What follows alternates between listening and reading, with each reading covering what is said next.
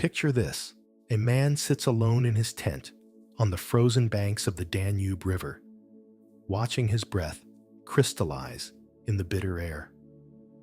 Around him, the sounds of a military camp, preparing for another day of brutal warfare against barbarian tribes.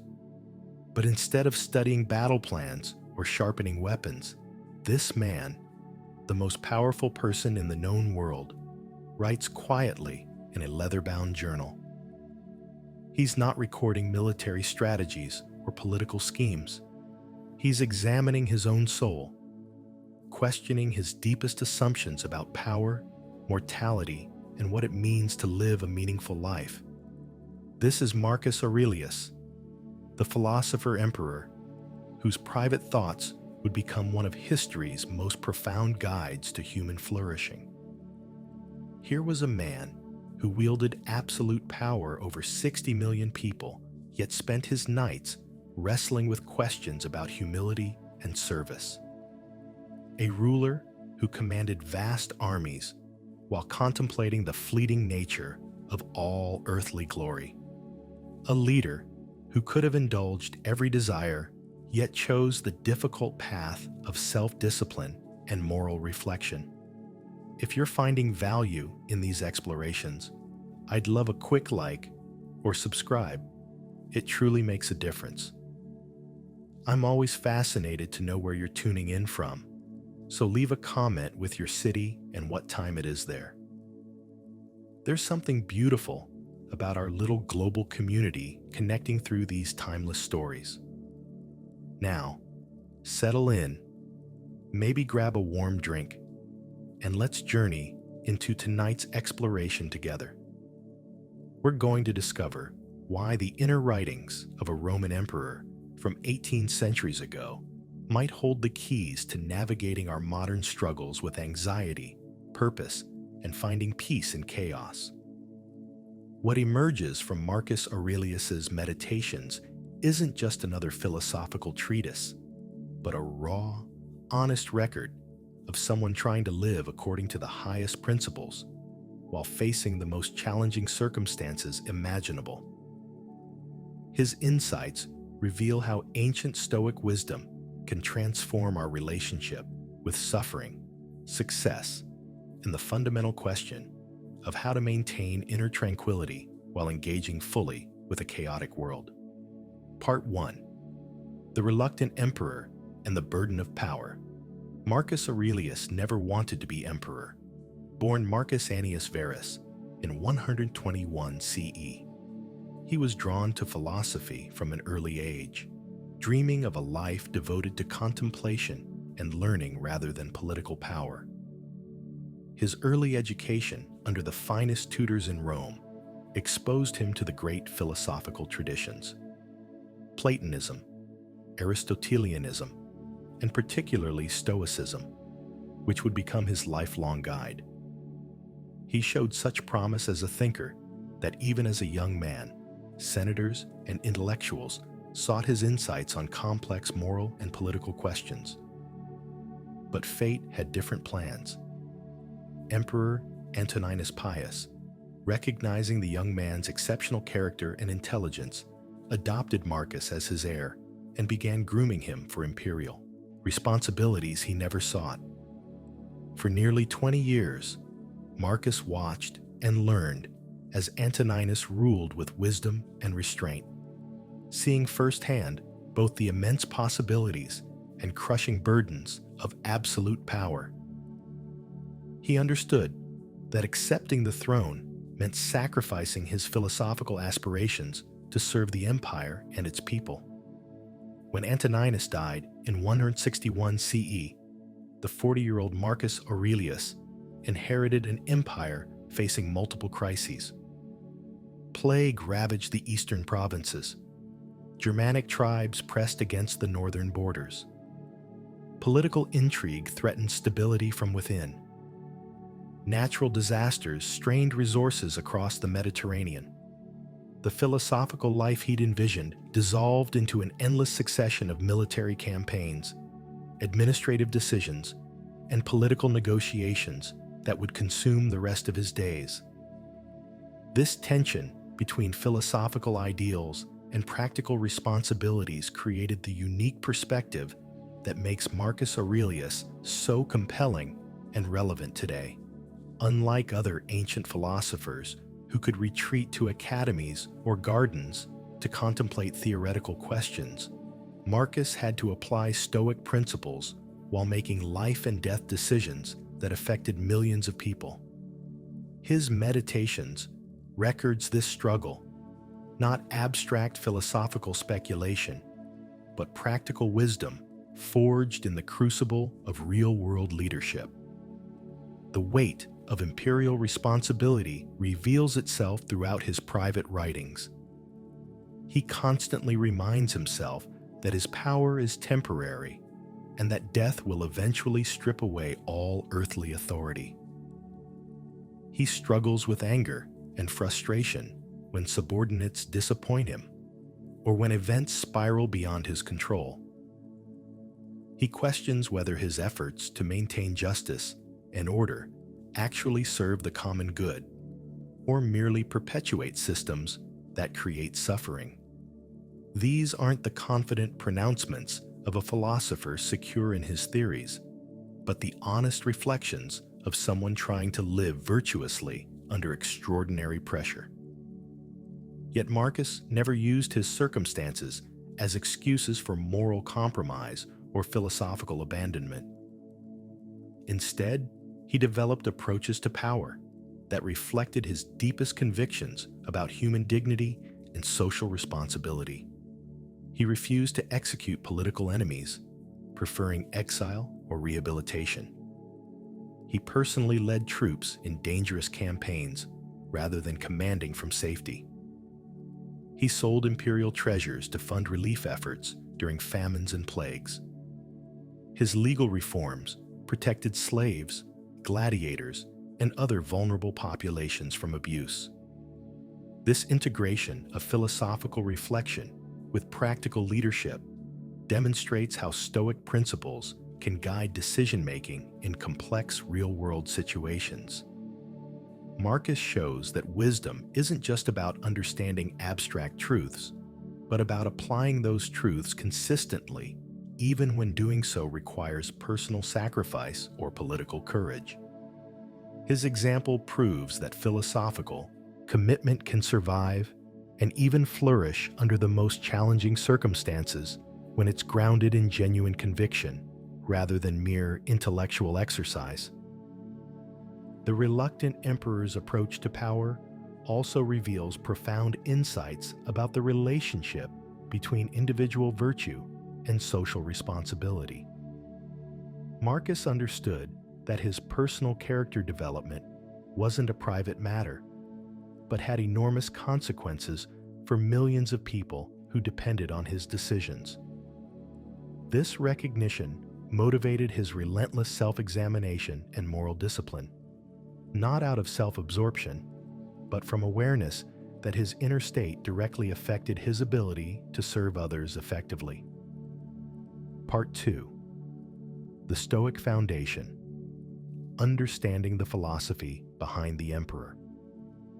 To understand Marcus Aurelius's revolutionary approach to life and leadership, we must first grasp the Stoic philosophical framework that shaped his thinking from adolescence through his final days on the Germanic frontier. Stoicism wasn't merely an intellectual exercise for Marcus. It was a practical system for maintaining psychological equilibrium and moral clarity in the face of circumstances beyond his control. The philosophy provided tools for distinguishing between what he could and couldn't influence, methods for managing destructive emotions, and a comprehensive worldview that placed human struggles within cosmic perspective. The foundational Stoic principle that transformed Marcus's approach to leadership was the dichotomy of control, the recognition that some things are entirely within our power, while others lie completely beyond our influence. Within our control are our judgments, decisions, desires, and responses to external events. Outside our control are other people's actions, natural disasters, illness, death, and the countless variables that determine outcomes in complex situations. This seemingly simple distinction becomes revolutionary when applied consistently to daily life and decision-making. For Marcus, this principle meant focusing his energy and attention on the quality of his choices rather than their external results. He could control whether he acted justly, courageously, and wisely in response to military defeats, political opposition, or personal loss. But he couldn't guarantee that these virtuous actions would produce the outcomes he preferred. This perspective liberated him from the anxiety and frustration that plague leaders who base their self-worth on results they can't fully control, while maintaining his commitment to doing what he believed was right, regardless of consequences. The Stoic understanding of emotions as judgments, rather than external impositions, provided Marcus with practical methods for managing the anger, fear, and disappointment that naturally arise in leadership positions. According to Stoic psychology, we don't experience emotions directly in response to events, but rather in response to our interpretations and judgments about those events. Someone who loses a battle feels defeated because they judge the loss as catastrophic, not because defeat inherently produces specific emotional states. This insight means that changing our judgments can transform our emotional experiences. Marcus practiced this principle constantly in his private reflections, examining his initial emotional reactions to challenging situations and working to develop more rational and constructive interpretations. When subordinates disappointed him, he reminded himself that their actions reflected their own character limitations rather than personal attacks on his authority. When facing military setbacks, he focused on what these experiences could teach about strategy and leadership rather than treating them as evidence of his inadequacy. This emotional regulation wasn't about suppressing feelings, but about ensuring that his responses served constructive purposes rather than simply expressing momentary impulses.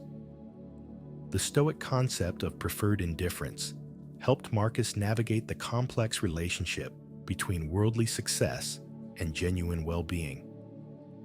According to this doctrine, things like wealth, reputation, health, and even life itself are neither inherently good nor bad, but merely preferred or dispreferred circumstances that can support or hinder our pursuit of virtue, depending on how we use them. Wealth becomes good when used generously and justly, bad when it corrupts character or enables exploitation. Power serves virtue when exercised for the common good, but destroys both ruler and subjects when pursued for selfish purposes. This framework allowed Marcus to engage fully with his imperial responsibilities while maintaining proper perspective about their ultimate significance. He could work diligently to defend the empire, promote justice, and improve citizens' lives without basing his happiness or self-worth on the success of these efforts. The empire's security and prosperity were preferred outcomes that he should pursue through virtuous action, but they weren't essential to his own flourishing as a human being. This detachment paradoxically made him more effective as a leader because it freed him from the defensive and desperate decision-making that characterizes rulers whose identity depends on maintaining power. The Stoic vision of cosmic sympathy, the idea that all things in the universe are interconnected parts of a rational, purposeful whole, provided Marcus with a framework for understanding his role as emperor within larger patterns of meaning and purpose. Individual human lives, including his own, were temporary expressions of universal reason, working itself out through natural processes that included both creation and destruction. success and failure, life and death. This perspective helped him accept losses and setbacks as natural parts of larger processes rather than personal defeats that demanded emotional devastation. Yet this cosmic perspective never led Marcus toward passive resignation or fatalistic acceptance of injustice. The same rational principle that governed the universe expressed itself through human reason and moral choice, making virtuous action a form of cooperation with cosmic purpose rather than futile resistance to overwhelming forces. By acting justly and wisely, he participated in the ongoing self-realization of universal reason rather than imposing his personal will against natural order. This understanding gave profound meaning to ethical behavior even when it seemed to produce no immediate benefits. The Stoic practice of negative visualization, imagining the loss of valued possessions, relationships, and circumstances, helped Marcus maintain gratitude for present blessings, while preparing psychologically for inevitable changes and losses. Rather than promoting pessimism or anxiety, this mental exercise reduced attachment to temporary conditions and increased appreciation for whatever good fortune he currently enjoyed. By regularly contemplating his own mortality and the impermanence of imperial power, he could enjoy his current circumstances more fully while remaining emotionally prepared for their eventual termination. Part 3. The Meditations, a window into the philosophical mind. The Meditations of Marcus Aurelius represents one of the most intimate and honest records of philosophical practice ever preserved, offering unprecedented insight into how Stoic principles actually function in the daily life of someone facing enormous pressures and responsibilities. These weren't public lectures or formal treatises intended for publication, but private notes written during military campaigns and quiet moments of reflection throughout his reign. The raw, unpolished quality of many passages reveals the ongoing struggle to apply philosophical ideals to complex real-world situations rather than presenting polished wisdom from someone who had already achieved perfect virtue. Reading the Meditations feels like overhearing someone's internal dialogue as they work through moral dilemmas, emotional challenges, and existential questions that have no easy answers. Marcus constantly reminds himself of Stoic principles, not because he's forgotten them, but because maintaining philosophical perspective requires constant effort and vigilance. The repetitive nature of many themes, mortality, the fleeting nature of fame, the importance of present moment awareness, suggests that even someone as philosophically sophisticated as Marcus needed regular reinforcement to counteract natural human tendencies toward anxiety, pride, and attachment to temporary circumstances. The structure and style of the Meditations reflects the practical orientation of Marcus's philosophical practice. Rather than systematic logical arguments or comprehensive theoretical frameworks, the work consists of brief reflections, self-reminders, and philosophical exercises designed to maintain proper perspective during challenging circumstances. Some passages are single sentences that encapsulate important principles he wants to remember. Others develop extended metaphors or analogies that help clarify complex philosophical concepts. Many read like conversations with himself, where he examines his motivations, questions his assumptions, and recommits to his highest values. Marcus's approach to mortality throughout the Meditations demonstrates how philosophical reflection can transform our relationship with death from a source of anxiety into a tool for clarifying priorities and maintaining proper perspective on life's challenges.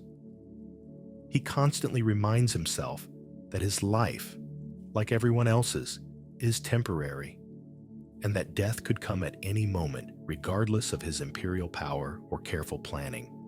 But these reminders aren't morbid obsessions or expressions of death wish. They're practical exercises for reducing attachment to temporary circumstances and increasing focus on what really matters during whatever time remains. The emperor's reflections on fame and legacy reveal sophisticated understanding of why most people's attempts to achieve immortality through reputation and remembrance ultimately fail to provide lasting satisfaction. He observes that even the most celebrated figures from earlier generations are eventually forgotten, and that pursuing fame often requires compromising the very virtues that would make someone genuinely worthy of remembrance. The desire for posthumous recognition reflects misunderstanding about what makes life meaningful and distracts from the present moment opportunities for virtue and service that don't depend on others' opinions or memory.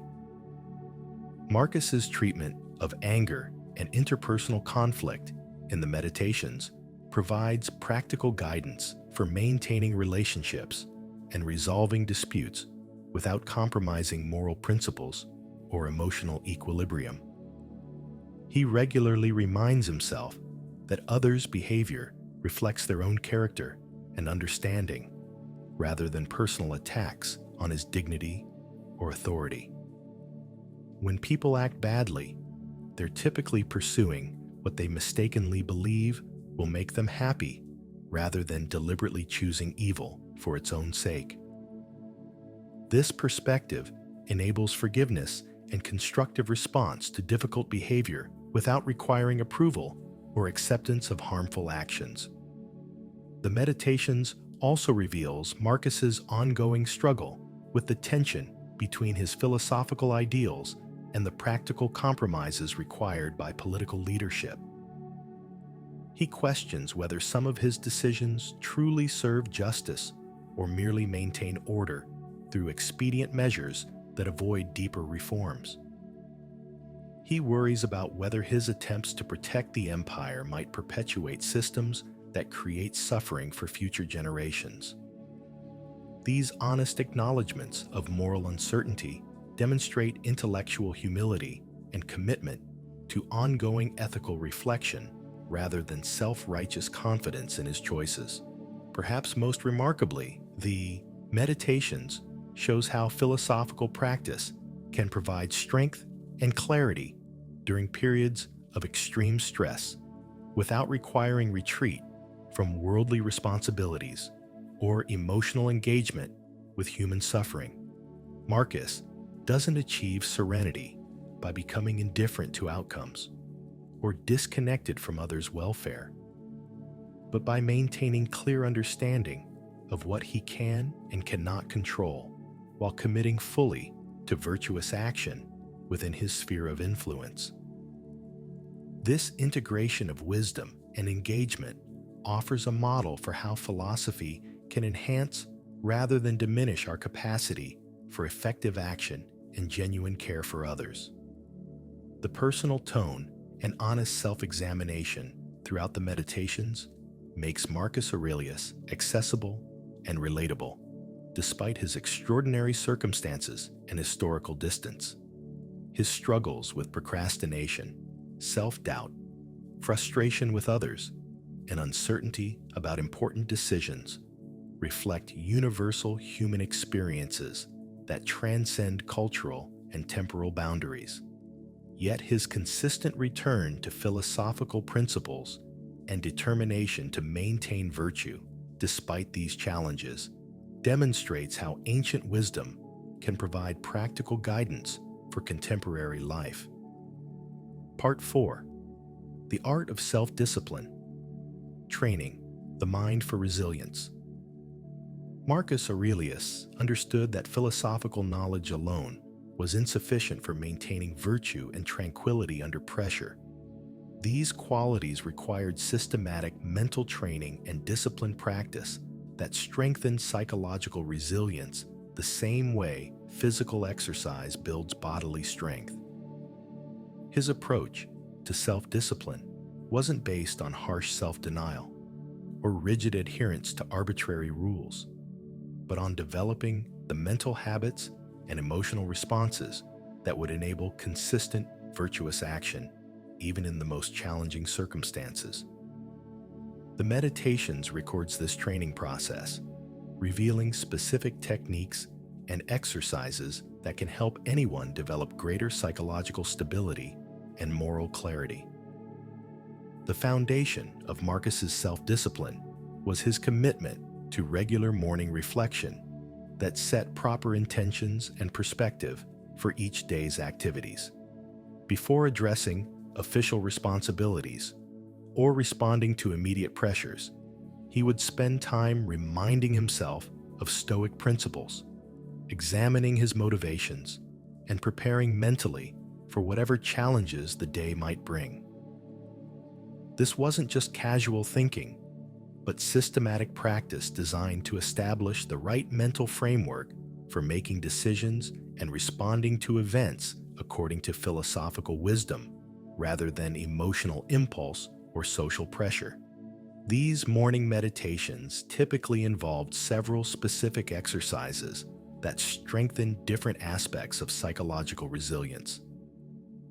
Marcus would remind himself of mortality, both his own and others, to maintain proper perspective on temporary setbacks and successes. He would practice viewing current situations from cosmic perspective, imagining how present concerns would appear from the standpoint of universal reason or future historical developments. He would visualize potential losses or disappointments to reduce emotional attachment to preferred outcomes while increasing gratitude for current circumstances. The Emperor's approach to managing difficult emotions demonstrates how philosophical training can transform our relationship with anger, fear, disappointment, and other potentially destructive psychological states. Rather than trying to eliminate these emotions entirely or expressing them without restraint, Marcus developed techniques for examining their underlying causes and redirecting their energy toward constructive purposes. When he felt angry at subordinates' incompetence or opponents' hostility, he would remind himself that their actions reflected their own limitations rather than personal attacks requiring defensive response. Marcus also practiced what we might call cognitive reframing, systematically changing his interpretation of challenging events to focus on their potential benefits rather than their immediate difficulties. Military defeats became opportunities to test his commitment to virtue under pressure. Political opposition provided chances to practice patience and understanding. Personal losses offered lessons about the impermanence of all earthly attachments. This wasn't naive optimism that denied real problems, but disciplined thinking that extracted whatever value could be found in difficult circumstances while avoiding the additional suffering created by negative interpretations. The practice of present moment awareness runs throughout Marcus's approach to self-discipline, reflecting his understanding that most psychological suffering comes from dwelling on past mistakes or worrying about future uncertainties rather than engaging fully with current realities. He constantly reminded himself to focus attention on immediate choices and opportunities rather than becoming overwhelmed by the magnitude of long-term challenges or paralyzed by regret about previous decisions. This mindfulness wasn't passive observation, but active engagement with whatever situation currently demanded his attention and response.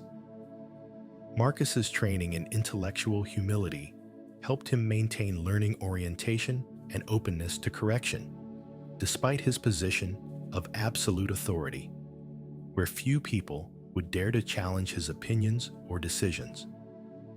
He regularly reminded himself that his understanding was limited and that other perspectives might reveal aspects of problems he hadn't considered.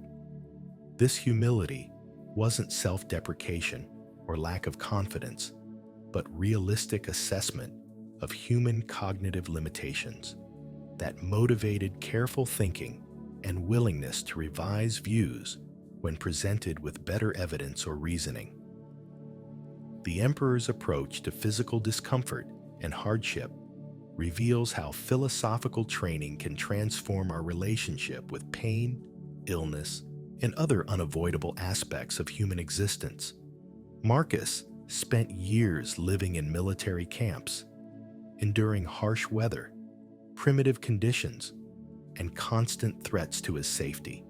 Rather than simply enduring these hardships or complaining about their impact on his comfort, he used them as opportunities to practice the Stoic principle that external circumstances cannot harm someone who maintains proper philosophical perspective and commitment to virtue. Marcus also developed systematic approaches to decision-making that reduced the anxiety and uncertainty that typically accompany important choices. He would examine decisions by considering their alignment with virtue, their likely consequences for human welfare, and their consistency with his broader understanding of cosmic purpose and natural order. This framework didn't guarantee correct choices or eliminate difficult trade-offs, but it provided reliable criteria for evaluation that reduced second-guessing and enabled confident action even under uncertainty. The social dimension of Marcus's self-discipline involved developing patience and understanding in his interactions with others while maintaining appropriate boundaries and expectations. He trained himself to see difficult people as opportunities to practice virtue rather than obstacles to his peace and effectiveness. This perspective enabled him to respond constructively to criticism, opposition, and incompetence without becoming defensive or vindictive, while also maintaining the standards necessary for effective leadership and social cooperation. Perhaps most importantly, Marcus understood that self-discipline must be sustainable and realistic, rather than based on unrealistic expectations or perfectionist standards that inevitably lead to discouragement and abandonment of good practices. His approach involved gradual development of better habits and responses, rather than dramatic personality transformations that require superhuman willpower. He acknowledged his own limitations and mistakes while maintaining commitment to continued improvement and learning. Part 5. Death and Impermanence. The Stoic Approach to Mortality. Throughout the Meditations, Marcus Aurelius returns again and again to the theme of mortality, not out of morbid fascination with death, but because understanding and accepting the inevitability of our own demise provides the key to living fully and meaningfully in whatever time we have. His reflections on death reveal how philosophical contemplation of mortality can liberate us from the petty concerns and artificial anxieties that prevent us from focusing on what truly matters while we're alive. This wasn't abstract philosophical speculation, but practical wisdom developed by someone who faced death regularly through military campaigns and understood that his own life could end at any moment, regardless of his imperial power. The Stoic approach to mortality that Marcus embodied begins with the recognition that death is natural and inevitable, rather than an evil to be feared or avoided at all costs. Like other natural processes, birth, growth, decay, and renewal, death serves necessary functions in the larger cosmic order and should be accepted as part of our participation in universal reason, rather than resisted as an unfair imposition. This acceptance doesn't mean becoming passive about health and safety or indifferent to others' survival, but rather maintaining proper perspective about mortality that enables full engagement with life without being paralyzed by anxiety about its eventual termination. Marcus regularly practiced imagining his own death and the dissolution of his body back into the universal elements from which it had been temporarily formed. These exercises weren't designed to promote depression or nihilism, but to reduce his emotional attachment to temporary circumstances and increase his appreciation for present opportunities to live virtuously. By accepting mortality as natural and inevitable, he could focus energy on making good use of whatever time remained, rather than wasting it in futile attempts to achieve permanent security or lasting fame that would somehow survive his physical dissolution. The emperor's reflections on the deaths of others, friends, family members, predecessors, and historical figures, provided perspective on how quickly even the most powerful and accomplished people are forgotten after their deaths. He observed that emperors who had seemed omnipotent during their lifetimes were already becoming dim memories within generations of their deaths, and that their supposed achievements had little lasting significance compared to the ongoing natural processes that continued regardless of any individual's presence or absence. This wasn't cynicism about human accomplishment, but realistic assessment of what kinds of achievements actually matter.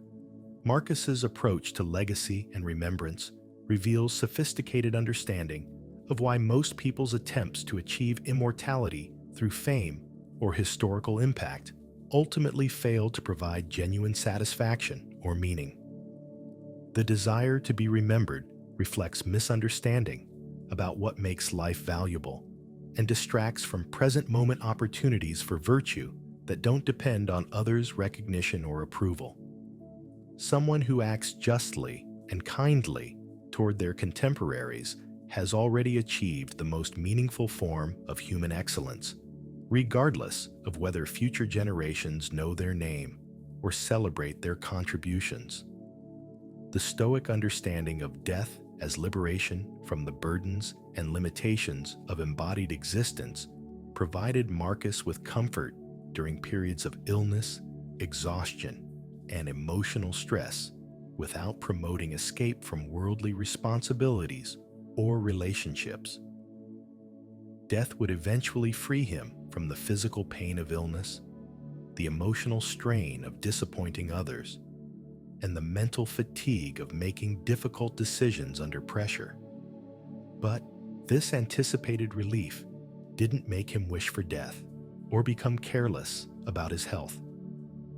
It simply provided perspective that reduced his resistance to current difficulties and increased his capacity to endure them with patience and grace. Marcus also used contemplation of mortality to clarify his priorities and eliminate unnecessary concerns that distracted from important values and relationships. When he remembered that both he and everyone he cared about would eventually die, political disputes and social slights lost much of their emotional impact.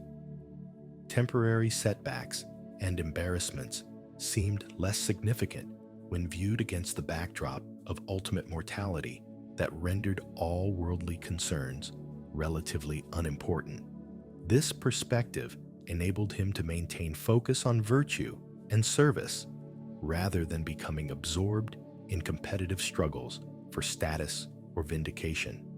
The emperor's reflections on the deaths of his children — he lost several sons during his lifetime — reveal how Stoic principles can provide comfort and meaning during the most devastating losses without requiring emotional detachment or denial of genuine grief. Marcus mourned these losses deeply, while also accepting them as natural events that didn't reflect cosmic injustice or personal failure. His children's deaths were tragedies that caused real suffering, but they were also reminders of the universal condition of mortality that affects all families and shouldn't be interpreted as evidence that the universe was hostile to human happiness.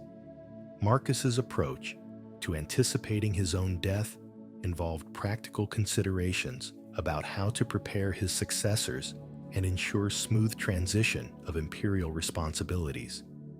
But it also included spiritual preparation for whatever might follow physical dissolution. As a Stoic, he believed that individual consciousness might not survive bodily death, but he also remained open to other possibilities while focusing primarily on living well during the time he definitely possessed. This uncertainty about posthumous existence motivated greater attention to present virtue rather than anxiety about unknown future states.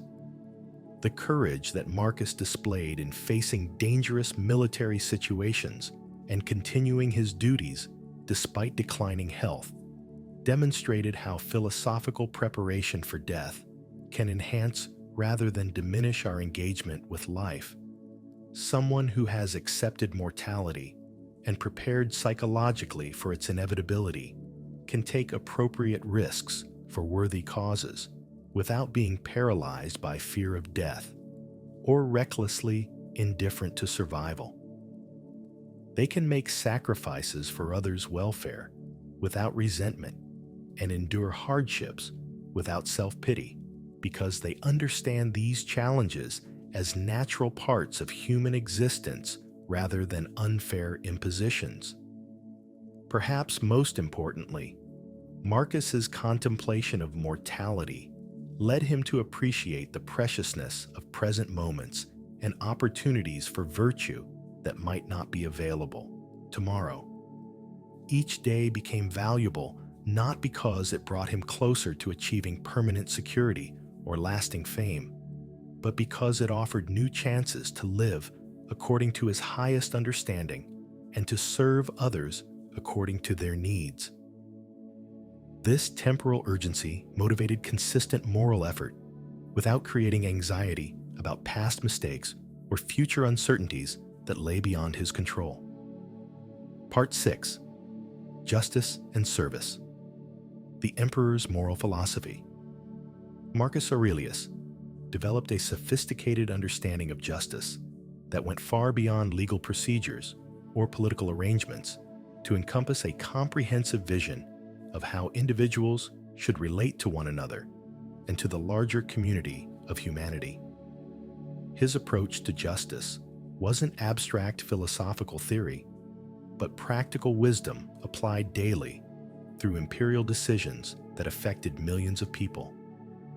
The Meditations reveals how Stoic principles of rationality, virtue, and cosmic sympathy translated into specific policies and practices that protected the vulnerable, promoted the common good, and maintained social harmony without compromising moral principles for political expedience.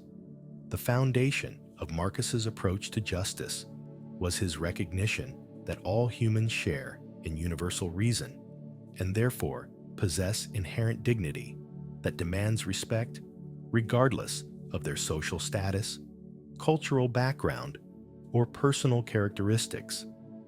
This wasn't mere intellectual acknowledgement of human equality, but lived conviction that shaped how he treated slaves, enemies, subordinates, and citizens throughout his reign. He couldn't eliminate slavery or completely transform Roman social hierarchies during his lifetime, but he could ensure that his own actions reflected proper respect for human dignity and work gradually toward more just institutional arrangements. Marcus understood justice as fundamentally involving service to the common good, rather than mere protection of individual rights or maintenance of existing power structures. As emperor, he possessed the authority to pursue personal interests and indulge individual preferences. But he consistently chose to use his power for what he judged would benefit the empire as a whole, rather than advancing narrow personal or class interests. This service orientation required constant vigilance against the corruption and self-serving behavior that power typically enables, as well as wisdom about what policies would actually promote genuine human welfare rather than merely popular approval. The emperor's legal reforms reflected his commitment to protecting those who lacked power to defend themselves against exploitation and abuse. He strengthened protections for slaves against cruel treatment by their masters, limited the use of torture in legal proceedings, and provided legal recourse for workers and tenants who were cheated by employers or landlords. These reforms weren't revolutionary changes that challenged the basic structure of Roman society, but they represented significant improvements in the actual treatment of vulnerable populations and demonstrated how individuals in positions of authority could advance justice within existing systems. Marcus's approach to punishment and legal enforcement balanced the need to maintain social order with recognition that most wrongdoing stems from ignorance and poor character development rather than inherent evil that requires harsh retaliation. He preferred rehabilitation and education to purely punitive measures when possible, understanding that helping offenders develop better character served both their own interests and social welfare more effectively than simply causing them to suffer for their crimes. This perspective led to more humane treatment of prisoners and greater emphasis on preventing crime through education and social support rather than only responding to it through punishment. The international dimension of Marcus's justice involved his approach to warfare and diplomacy with neighboring peoples and rebellious provinces. He conducted necessary military campaigns to defend Roman territory and protect citizens from invasion. But he consistently sought to minimize violence and pursue peaceful solutions when possible. His treatment of defeated enemies was notably merciful by Roman standards, often involving integration of tribal leaders into Roman administrative structures rather than execution or enslavement. This approach reflected his understanding that lasting peace required justice and mutual respect rather than mere military dominance. Marcus's economic policies demonstrated how Stoic principles could guide decisions about taxation, public spending, and resource allocation in ways that served the common good rather than simply maximizing imperial revenue or satisfying powerful constituencies. During times of crisis, he sold imperial treasures to fund relief efforts rather than imposing additional taxes on already struggling populations. He invested in infrastructure projects that would benefit future generations rather than focusing only on immediate political gains. His approach to imperial finances reflected long-term thinking about sustainable prosperity rather than short-term exploitation of imperial resources.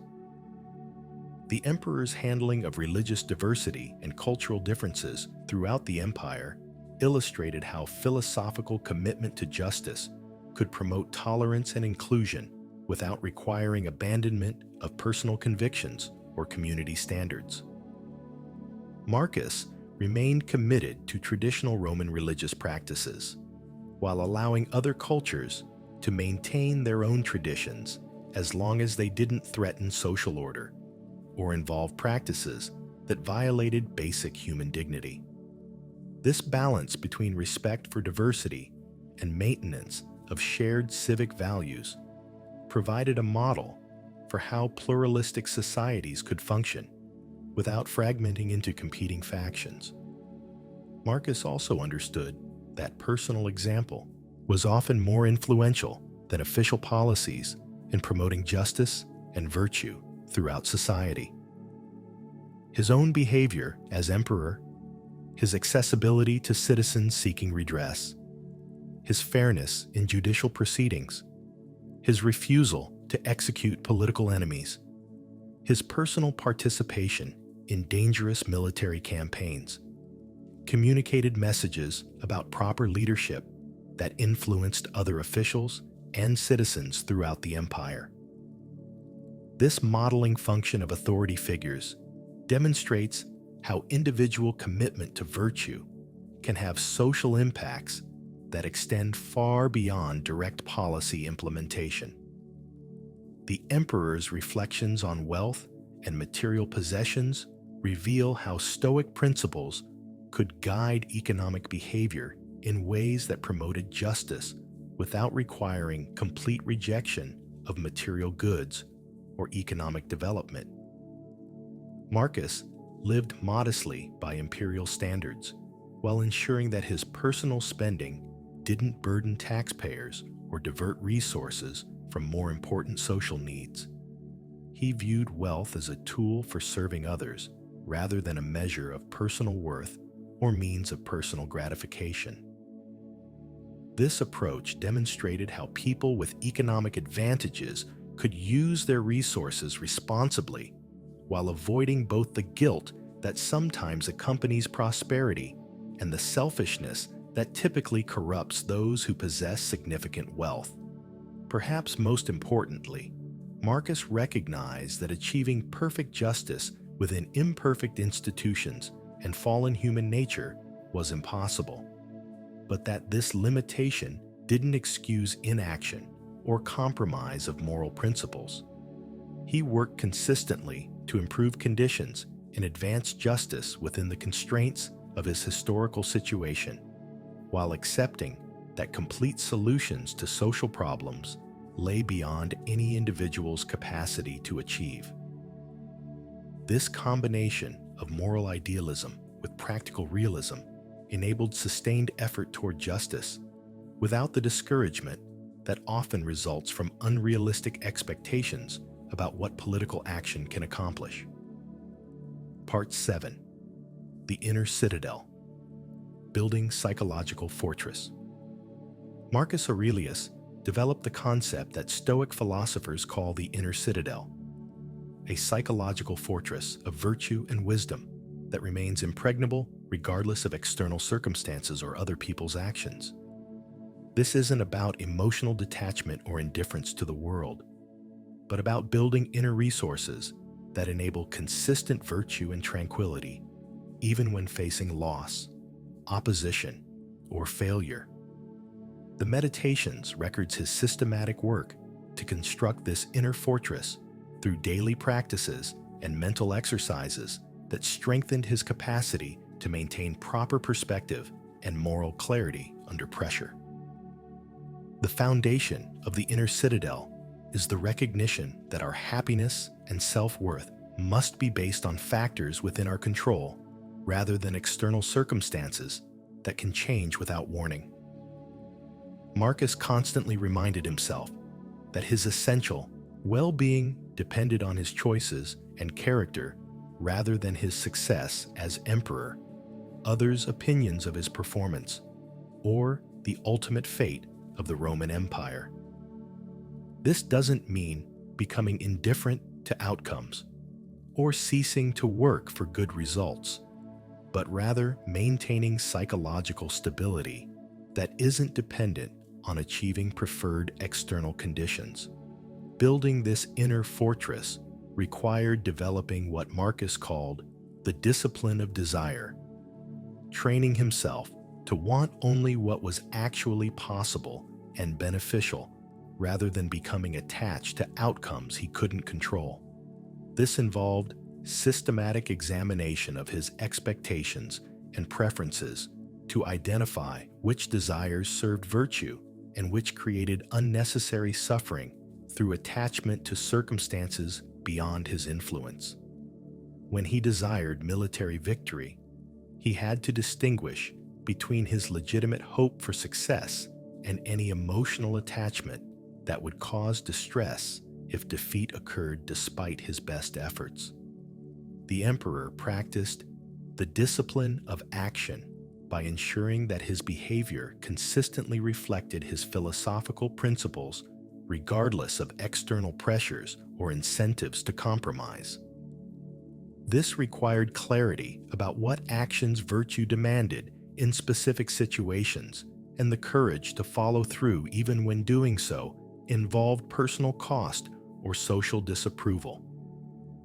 When faced with pressure to execute political enemies or pursue policies that would benefit him personally at public expense, he had to maintain commitment to justice even if alternative choices would have been politically advantageous.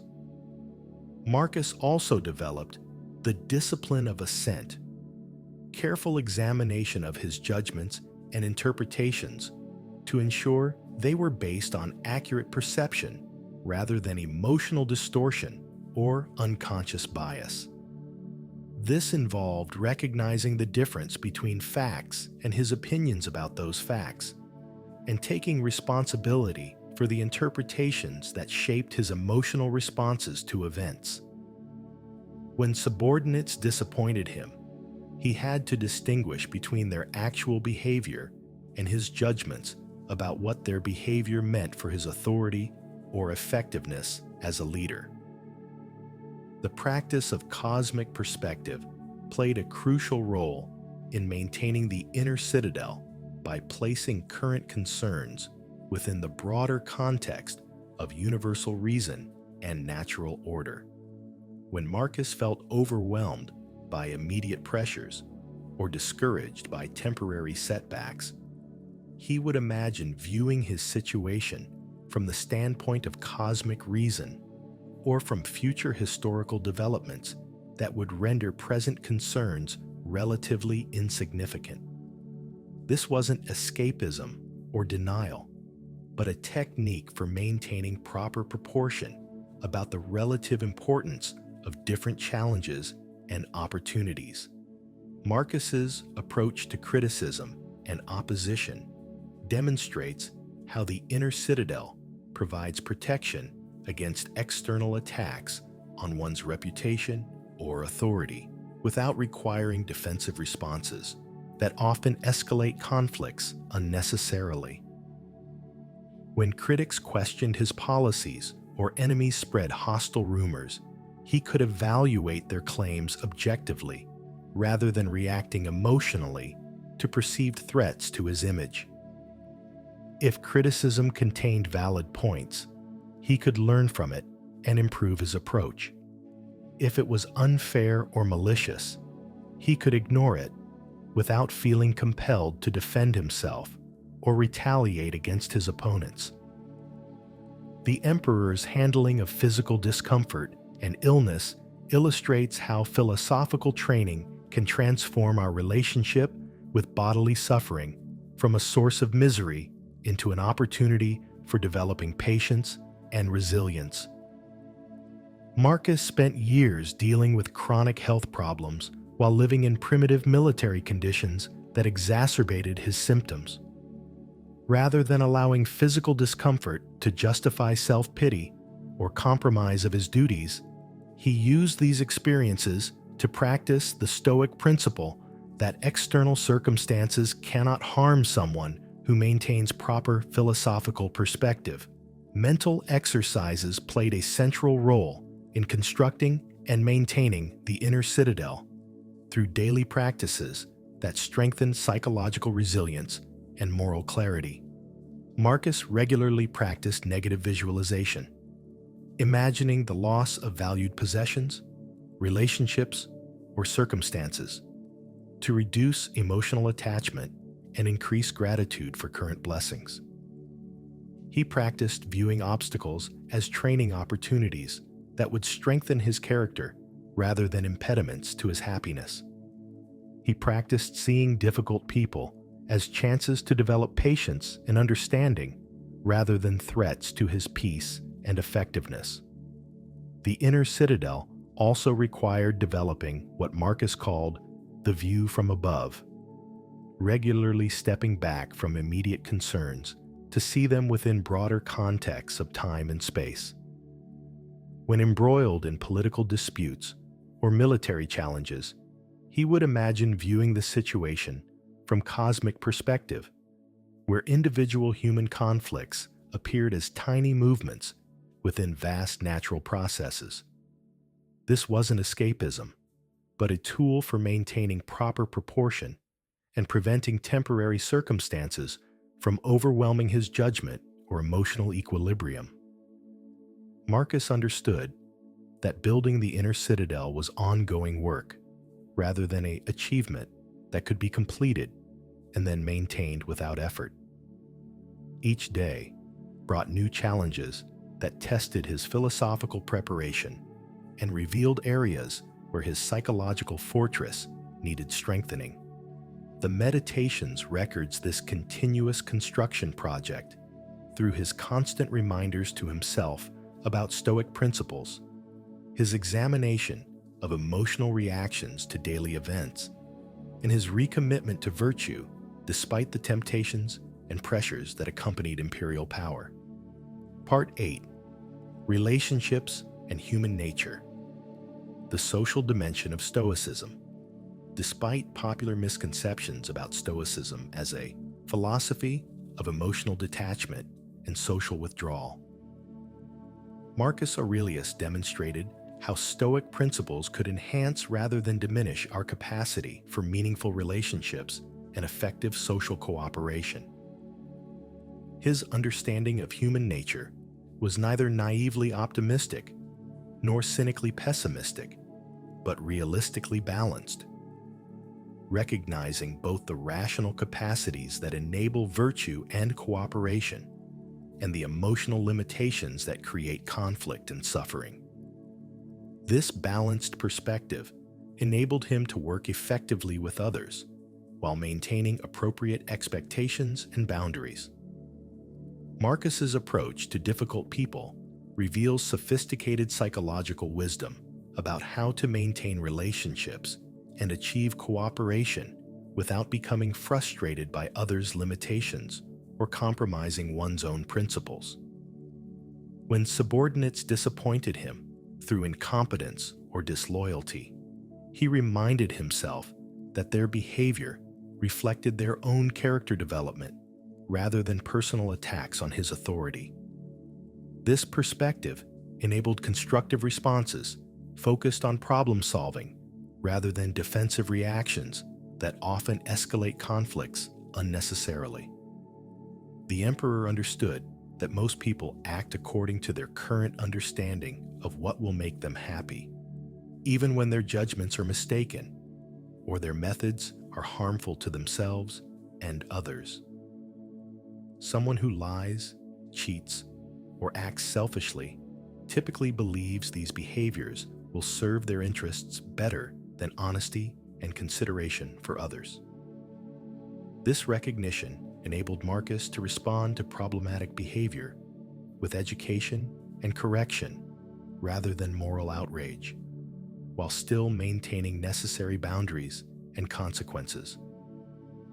Marcus's reflections on friendship demonstrate how Stoic principles could deepen rather than diminish intimate personal relationships by freeing them from the possessiveness and emotional manipulation that often characterize human attachments.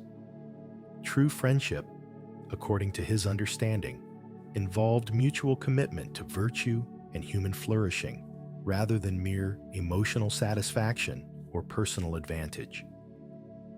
Friends should encourage each other's moral development, provide honest feedback about character flaws, and support each other's pursuit of wisdom, even when doing so required temporary discomfort or inconvenience. The emperor's relationship with his wife Faustina illustrates both the possibilities and challenges of applying philosophical principles to marriage and family life. Despite rumors about her infidelity that circulated during their marriage, Marcus maintained loyalty and affection while avoiding the jealousy and possessiveness that might have poisoned their relationship.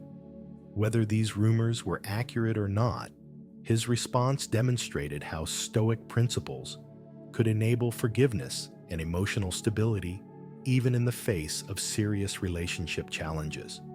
Marcus's approach to parenting combined genuine love and concern for his children's welfare with recognition that their ultimate character development lay beyond his complete control. He could provide education, set good examples, and create supportive environments, but he couldn't guarantee that his children would choose virtue over vice or avoid the mistakes and suffering that characterize human life. This balance between engagement and detachment enabled him to be a caring father without becoming anxiously overprotective or devastated by his children's failures and losses. The social dimension of Marcus's Stoicism also involved understanding how individual virtue contributes to collective welfare and how personal character development serves broader social purposes. Someone who develops wisdom, justice, courage, and self-control naturally becomes a better citizen, colleague, friend, and family member, because these qualities enable more constructive responses to social challenges and interpersonal conflicts. Personal philosophical practice thus becomes a form of social service rather than selfish self-improvement. Marcus recognized that human beings are naturally social creatures whose individual flourishing depends on the health and cooperation of their communities. This understanding motivated his commitment to public service and his efforts to promote justice and order throughout the empire. But it also influenced his personal relationships by encouraging him to see his own welfare as connected to others' well-being, rather than viewing social interactions as competitive struggles for limited resources or zero-sum contests for dominance and status. The emperor's handling of criticism and opposition demonstrates how Stoic principles could enable productive engagement with disagreement and conflict without requiring either aggressive confrontation or passive submission. When critics questioned his policies or political enemies attacked his authority, Marcus could evaluate their arguments objectively rather than responding defensively to perceived threats. If criticism contained valid points, he could learn from it and adjust his approach. If it was unfair or malicious, he could ignore it without feeling compelled to retaliate or defend his reputation. Marcus's understanding of human nature also included recognition that social cooperation requires both individual virtue and institutional structures that align personal interests with collective welfare. Even virtuous individuals can be corrupted by systems that reward vice and punish virtue, while even flawed individuals can contribute to social good when institutions encourage constructive behavior. This insight informed his approach to imperial administration and legal reform by focusing on creating conditions that would promote virtue rather than simply expecting people to behave well without appropriate incentives and support. Perhaps most importantly, Marcus demonstrated how philosophical understanding of human nature could enable compassion without naivety, engagement without attachment, and service without self-sacrifice. He could care deeply about others' welfare while accepting that he couldn't control their choices or eliminate their suffering. He could work diligently for social improvement while recognizing that perfect justice and harmony lay beyond human achievement.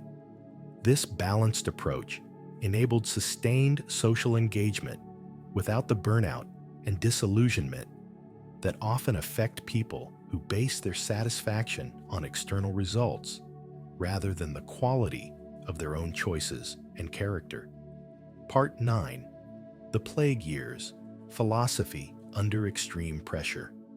During Marcus Aurelius's reign, the Roman Empire faced one of the most devastating pandemics in ancient history, the Antonine Plague, possibly smallpox, which killed millions of people across the Mediterranean world and fundamentally tested the emperor's philosophical commitments under conditions of extreme stress and uncertainty.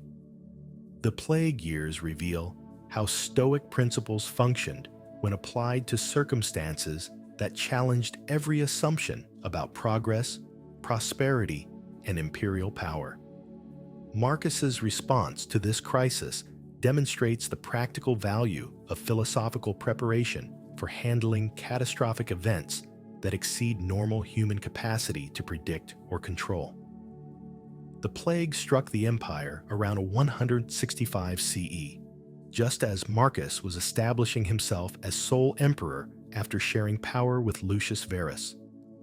What began as scattered reports of disease in eastern provinces quickly spread throughout the empire, killing an estimated 5 million people and devastating entire regions. The economic disruption was enormous. Trade collapsed, agricultural production declined, tax revenues fell, and military recruitment became difficult as communities struggled simply to survive. The psychological impact was equally severe as people watched friends and family members die horrible deaths, while traditional religious explanations and medical treatments proved helpless against the disease. Marcus himself contracted the plague during his final military campaign and died from it in 180 CE. But his response to the crisis throughout the plague years demonstrated remarkable consistency with his philosophical principles. Rather than retreating to safety or abandoning his responsibilities, he remained personally engaged with relief efforts, military campaigns, and administrative duties, even when doing so increased his own risk of infection. His commitment to duty during the crisis reflected his understanding that philosophy should enhance rather than diminish our capacity for service during the times when our contributions are most needed. The emperor's approach to resource allocation during the plague illustrates how Stoic principles could guide practical decision-making about life and death issues affecting millions of people. Faced with collapsed tax revenues and enormous relief costs, Marcus sold imperial treasures and personal possessions to fund medical care, food distribution, and economic support rather than reducing services or imposing additional taxes on already struggling populations. This response reflected his understanding that imperial wealth belonged ultimately to the people rather than the emperor personally, and that luxury goods were insignificant compared to basic human needs during emergencies. Marcus's handling of social disruption and civil disorder during the plague years reveals how philosophical training could enable steady leadership when normal social structures broke down under pressure. The disease created fear, suspicion, and desperate behavior as communities struggled to identify causes and solutions for their suffering. Some blamed foreign influences, others suspected poisoning by enemies, and many turned to religious explanations that encouraged scapegoating and violence against minority populations. Marcus maintained rational approaches to public health measures while protecting vulnerable groups from mob violence and preventing the collapse of civic order. The psychological challenges that Marcus faced during the plague years were enormous and tested his philosophical preparation in ways that peacetime reflection could never have anticipated. Watching the suffering and death of countless subjects while being unable to stop the disease created feelings of helplessness and responsibility that could have overwhelmed someone without strong philosophical foundations. His meditations from this period show him working through these emotions by reminding himself that natural disasters are part of cosmic order rather than evidence of divine punishment or cosmic injustice, and that his duty was to respond virtuously to circumstances beyond his control. rather than eliminate suffering he was powerless to prevent. Marcus's continued military campaigns during the plague years demonstrated his understanding that external threats didn't disappear during internal crises, and that imperial security required ongoing vigilance even when resources were strained. Germanic tribes along the northern frontier saw Roman weakness during the plague as an opportunity for invasion and raiding that could have caused additional suffering if not resisted effectively. The emperor's decision to personally lead armies, despite his declining health and the risks of campaign life, reflected his commitment to duty over personal safety and comfort. The plague also tested Marcus's beliefs about cosmic justice and the rationality of universal order, as he witnessed seemingly random suffering that affected good and bad people alike, without regard for their moral character or social contributions. Children died alongside adults. Virtuous citizens suffered as much as criminals, and the disease showed no respect for philosophical wisdom or imperial authority. Rather than abandoning his Stoic beliefs about providential order, Marcus developed more sophisticated understanding of how natural processes operate according to universal laws that serve larger purposes even when their immediate effects cause individual suffering. Marcus's approach to his own mortality during the plague years reveals how philosophical preparation for death could provide comfort and strength when facing a specific, likely cause of one's demise. Rather than becoming paralyzed by fear or recklessly indifferent to survival, he continued his duties while accepting that the plague might end his life just as it had ended millions of others. This acceptance enabled him to focus on using whatever time remained productively rather than wasting energy on anxiety about outcomes he couldn't control. The emperor's response to economic collapse during the plague demonstrates how Stoic principles could guide policy decisions about resource allocation and social priorities when normal prosperity disappeared. Traditional imperial projects like building monuments, funding entertainment, and maintaining lavish court life became impossible and inappropriate when basic survival was uncertain for large populations. Marcus redirected imperial resources toward essential services while demonstrating through personal example that luxury and comfort were dispensable when others were suffering.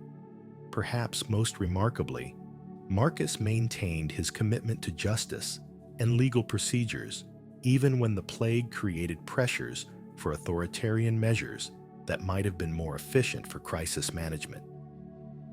Rather than suspending legal protections or imposing martial law, he worked within existing institutional frameworks while adapting them to emergency conditions.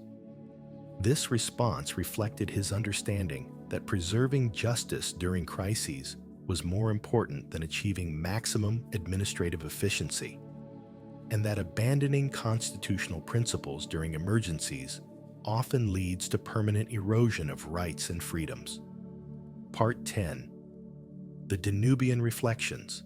Wisdom on the Frontier.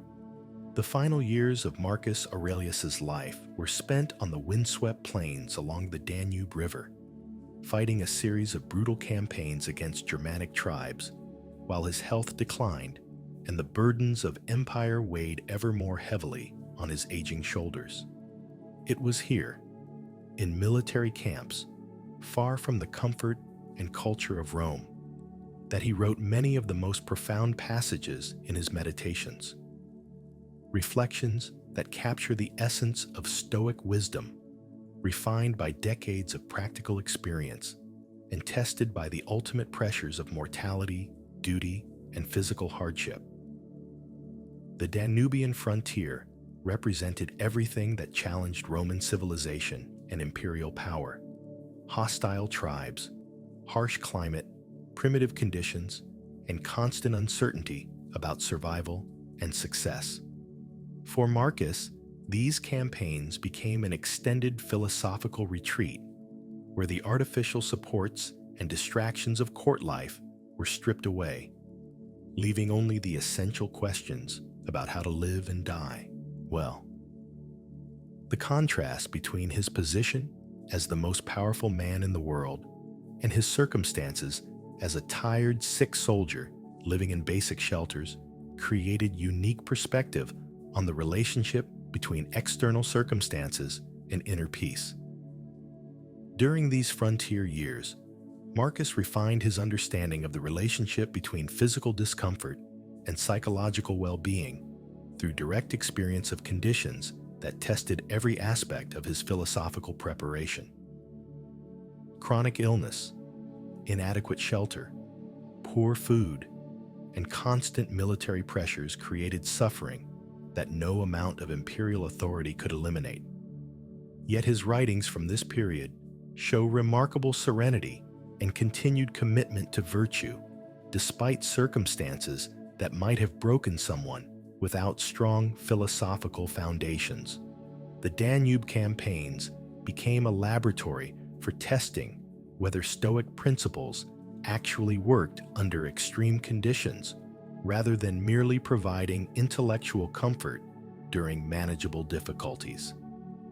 The military context of these final reflections also influenced Marcus's thinking about courage, duty, and service in ways that peacetime philosophy couldn't have achieved. Leading troops in dangerous situations, making life and death decisions about strategy and tactics, and facing the possibility of defeat and death gave concrete meaning to abstract philosophical concepts about virtue and honor. His courage wasn't theoretical, but practical. The daily choice to continue fighting and leading despite exhaustion, illness, and uncertain prospects for success.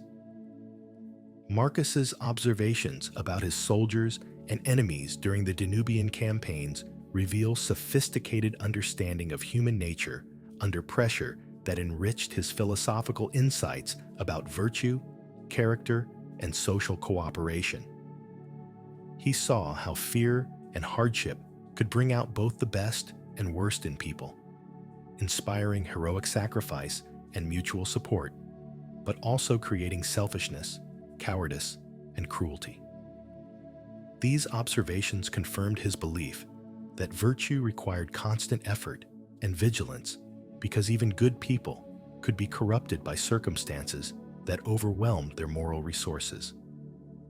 The emperor's reflections on the Germanic tribes he fought against demonstrate his capacity to maintain human sympathy and respect for enemies, while fulfilling his military obligations to defend Roman territory, rather than demonizing his opponents as barbarians who deserved destruction.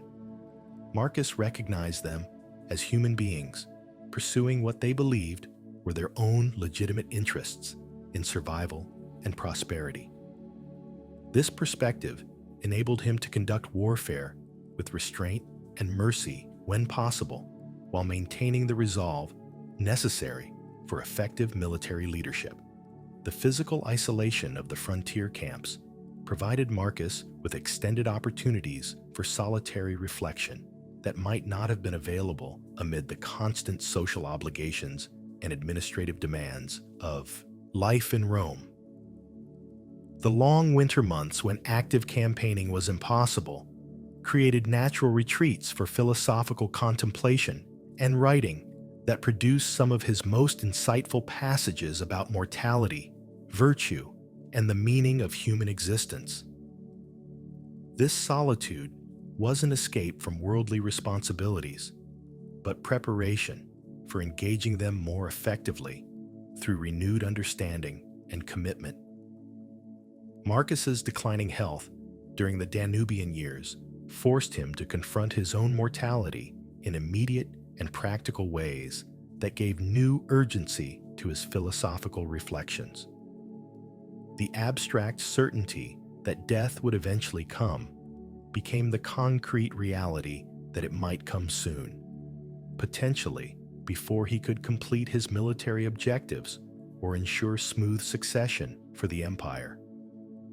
This temporal pressure intensified his focus on what truly mattered during whatever time remained, while reducing his concern for legacy and reputation that might survive his death. The emperor's handling of succession planning during his final campaigns reveals how philosophical principles guided his approach to one of the most crucial decisions any ruler must make.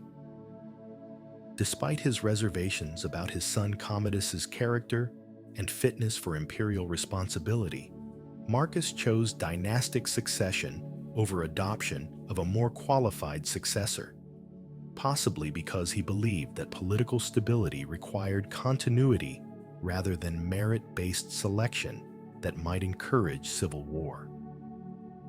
This decision illustrates the complex trade-offs between ideal principles and practical necessities that characterize real-world leadership.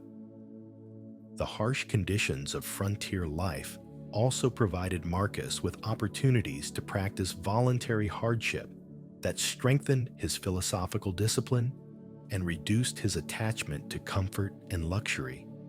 Living in basic tents, eating simple food, and enduring physical discomfort became exercises in self-discipline that reinforced his understanding of which things were truly necessary for well-being and which were merely preferred circumstances that could be enjoyed when available, but abandoned without suffering when they became unavailable.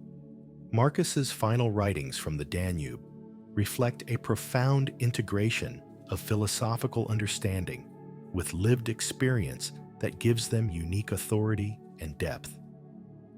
These weren't the theoretical speculations of someone who had studied virtue from a distance, but the tested insights of someone who had applied Stoic principles consistently through decades of enormous responsibility under the most challenging circumstances imaginable.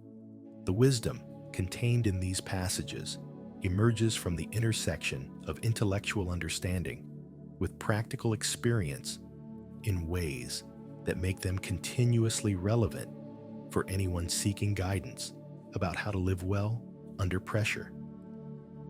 Perhaps most significantly, the Danubian reflections demonstrate that philosophical practice remains valuable and meaningful even when external circumstances suggest that individual efforts make little lasting difference. Marcus couldn't defeat the Germanic tribes permanently, couldn't eliminate the internal problems that threatened imperial stability, and couldn't ensure that his successors would continue his policies or maintain his standards of leadership. Yet his commitment to virtue and wisdom during these final years provided personal satisfaction and meaning that didn't depend on achieving perfect external results. Part 11. Legacy and Influence. The philosopher emperor's enduring impact. The influence of Marcus Aurelius extends far beyond his historical role as Roman emperor to encompass his enduring contribution to philosophical thought, leadership theory, and the ongoing human search for wisdom about how to live well under difficult circumstances. Unlike many ancient figures whose impact diminished over time, Marcus's relevance has actually increased as successive generations have discovered new applications for his insights about virtue, resilience, and the examined life. His unique combination of philosophical depth with practical experience in leadership continues to provide guidance for anyone seeking to integrate wisdom with action and principle with effectiveness. The immediate impact of Marcus's reign was primarily political and administrative. His legal reforms, military campaigns, and imperial policies affected millions of people throughout the Roman Empire and established precedents that influenced governmental practices for centuries. But his longer-term influence stems from the Meditations, which weren't discovered and widely circulated until long after his death. This delayed recognition suggests that his most important contributions were philosophical rather than political, and that his greatest service to humanity lay in demonstrating how ancient wisdom could guide modern life rather than in his specific achievements as a ruler.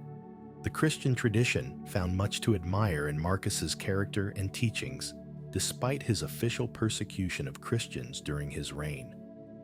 Early Christian writers like St. Augustine acknowledged his virtue and wisdom while critiquing his religious views, and later Christian thinkers drew extensively on Stoic philosophy in developing their own approaches to ethics and spiritual discipline. This cross-cultural influence demonstrates how fundamental human insights about virtue and character can transcend religious and ideological boundaries when they address universal needs and aspirations. Renaissance humanists rediscovered Marcus Aurelius as part of their broader revival of classical philosophy and their search for alternatives to medieval scholasticism. Thinkers like Montaigne found in the Meditations a model for personal reflection and self-examination that influenced the development of the essay as a literary form and contributed to growing emphasis on individual conscience and moral autonomy. The Renaissance appreciation for Marcus helped establish the ideal of the philosopher-statesman who combined intellectual excellence with practical virtue. Enlightenment philosophers drew on Marcus's example to support their arguments about reason, natural law, and the possibility of achieving virtue through philosophical reflection rather than religious revelation. Voltaire praised his tolerance and humanitarian policies, while other Enlightenment thinkers saw in his reign evidence that rational principles could guide effective governance and social reform. This Enlightenment interpretation sometimes overlooked the religious and metaphysical dimensions of Stoicism, but it helped establish Marcus as a model for secular ethics and rational leadership. Modern psychology and therapy have found extensive applications for Stoic techniques that Marcus practiced and recorded in his Meditations. Cognitive behavioral therapy draws directly on Stoic insights about the relationship between thoughts, emotions, and behaviors, while positive psychology has validated many Stoic approaches to resilience, character development, and well-being. Contemporary self-help literature often presents Stoic techniques in simplified form, though the best applications maintain connection to the philosophical framework that makes these practices coherent and sustainable. Military leaders throughout history have found inspiration and practical guidance in Marcus's combination of philosophical reflection with effective command under pressure. His approach to courage, decision-making under uncertainty, and leadership by example has influenced military education and officer training in many cultures. The integration of intellectual preparation with physical courage that characterized his frontier campaigns provides a model for how leaders can maintain moral clarity while making difficult tactical and strategic decisions. Business and organizational leadership theory has increasingly drawn on Marcus's insights about character, responsibility, and service as alternatives to purely results-oriented approaches to management and strategy. His understanding of how personal virtue contributes to collective effectiveness and his integration of long-term thinking with immediate action offer valuable perspectives for contemporary leaders facing complex challenges that require both principle and pragmatism. The therapeutic applications of Marcus's philosophical practices have proven particularly valuable for people dealing with chronic illness, grief, trauma, and other forms of unavoidable suffering. His approach to accepting what cannot be changed while maintaining agency over what can be controlled, provides practical tools for psychological resilience that complement medical and social interventions. The combination of intellectual understanding with emotional acceptance that characterizes his approach offers hope for finding meaning and purpose, even during the most difficult circumstances. Marcus's influence on contemporary education reflects growing recognition that character development and moral reasoning are as important as technical skills and factual knowledge for preparing students to flourish in complex, uncertain environments. His emphasis on self-examination, critical thinking, and ethical reflection provides models for educational approaches that develop wisdom alongside competence and prepare students for lifelong learning rather than merely career preparation. The global accessibility of the meditations through translation and digital media has created new opportunities for cross-cultural dialogue about universal human concerns that transcend specific historical and cultural contexts. Readers from diverse backgrounds find relevance in Marcus's struggles with mortality, responsibility, and the search for meaning, suggesting that his insights address fundamental aspects of human experience rather than merely reflecting particular Roman or ancient perspectives.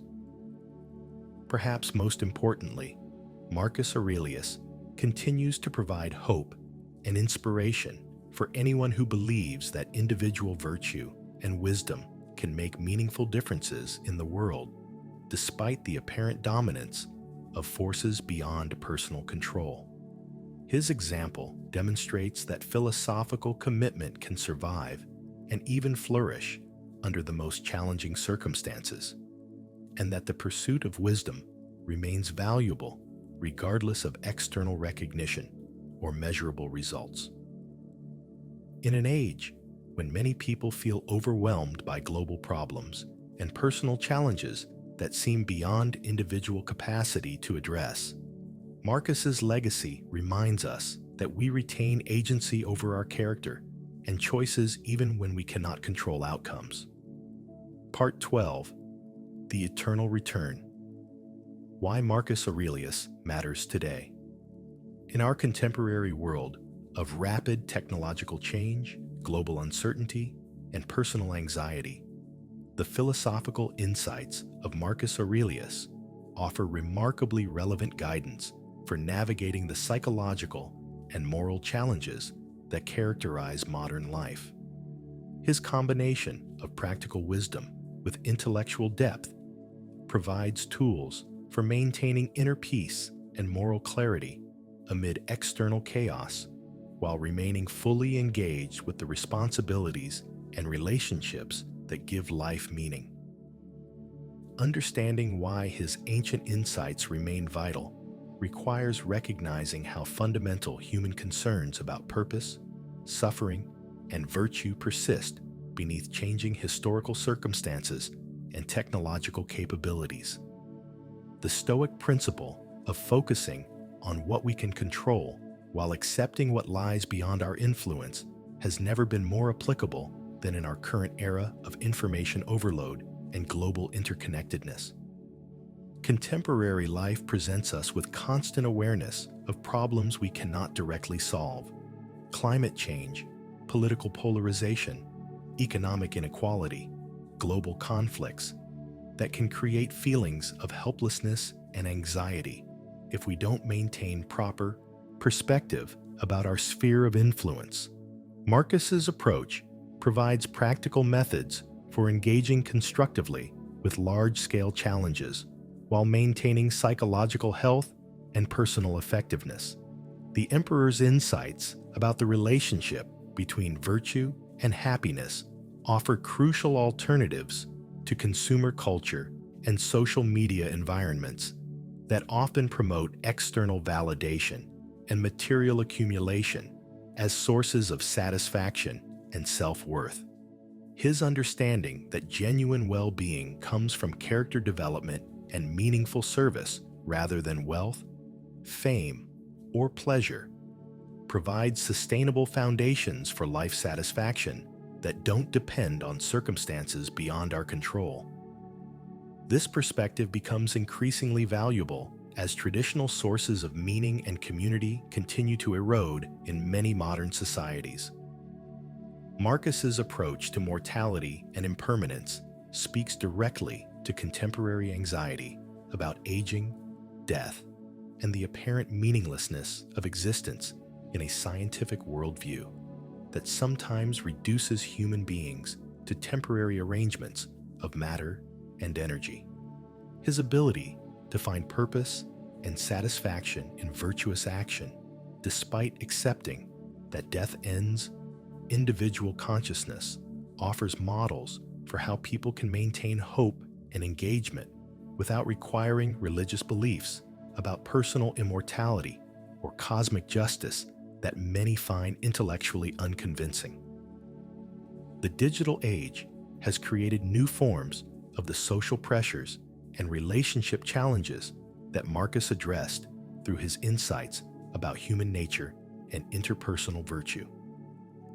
Social media environments often encourage comparison, competition, and performative behavior that undermines authentic relationships and self-acceptance. His understanding of how virtue enhances rather than diminishes our capacity for genuine connection provides guidance for maintaining meaningful relationships in environments that often promote superficiality and mutual exploitation. Contemporary leadership challenges in business, politics, and social organizations reflect many of the same tensions between principle and expedience that Marcus faced as emperor. His approach to power as responsibility for service rather than opportunity for personal advantage offers valuable perspectives for leaders who want to maintain integrity while achieving practical results. His integration of moral reflection with decisive action provides models for how leaders can navigate complex ethical dilemmas without becoming paralyzed by perfectionist ideals or corrupted by pragmatic compromises. The current mental health crisis affecting many developed societies reflects exactly the kind of spiritual emptiness and existential confusion that Stoic philosophy was designed to address. Marcus's practices of self-examination, rational reflection, and character development offer complement to medical and therapeutic interventions. By addressing the meaning and purpose dimensions of psychological well-being, his approach to managing difficult emotions and maintaining perspective during challenging circumstances provides practical tools that remain effective regardless of specific cultural or religious commitments. Modern educational challenges require exactly the kind of character development and critical thinking skills that Marcus exemplified through his philosophical practice. Traditional approaches that focus primarily on information transfer and technical skill development are becoming inadequate for preparing students to navigate complex, uncertain environments that require wisdom, resilience, and moral judgment. His emphasis on self-knowledge, rational inquiry, and ethical reflection provides valuable frameworks for educational approaches that develop whole persons rather than merely competent workers. The global nature of contemporary challenges requires the kind of cosmic perspective and universal sympathy that Marcus developed through his Stoic practice. Issues like climate change, pandemic response, and economic justice require cooperation across cultural and national boundaries based on recognition of shared humanity and common interests. His understanding of how individual virtue contributes to collective welfare provides foundations for the kind of moral leadership necessary for addressing problems that transcend local and immediate concerns. Perhaps most importantly, Marcus Aurelius demonstrates that the philosophical life remains accessible and valuable for ordinary people facing extraordinary circumstances rather than being reserved for academic specialists or religious professionals. His example shows that profound wisdom can emerge from honest engagement with universal human experiences like responsibility, loss, aging, and moral choice, rather than requiring esoteric knowledge or mystical insights unavailable to most people. The accessibility of his insights makes philosophical practice a realistic option for anyone seeking deeper satisfaction and meaning in their daily life. The continuing relevance of Marcus Aurelius ultimately lies in his demonstration that human beings can transcend their immediate circumstances and limitations through disciplined attention to virtue, wisdom, and service to others. His life proves that individual commitment to excellence can create meaning and satisfaction regardless of external recognition or measurable impact, and that philosophical reflection can provide strength and guidance for anyone willing to examine their beliefs, question their assumptions, and commit themselves to living according to their highest understanding. In every generation, people face the same fundamental choices about whether to live reactively or reflectively, selfishly or generously, courageously or fearfully, that Marcus faced during his extraordinary but ultimately human life. His questions remain our questions. His challenges continue to be our challenges. His hope for human excellence remains our inheritance and our responsibility. In this sense, Marcus Aurelius never died, but continues to live wherever people gather to ask fundamental questions about how we should live and what kinds of persons we should strive to become.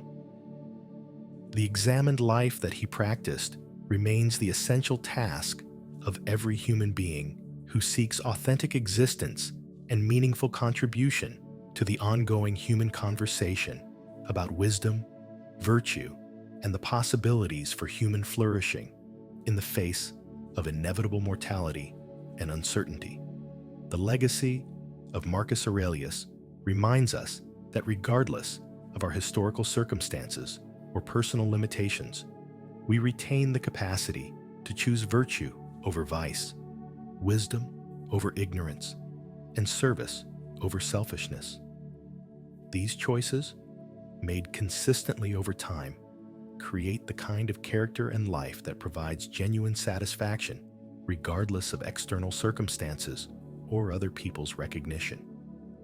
This is the eternal message of the philosopher emperor, that the path to human excellence remains open to anyone willing to undertake the difficult but rewarding work of examining their life, developing their character, and serving something greater than their immediate self-interest.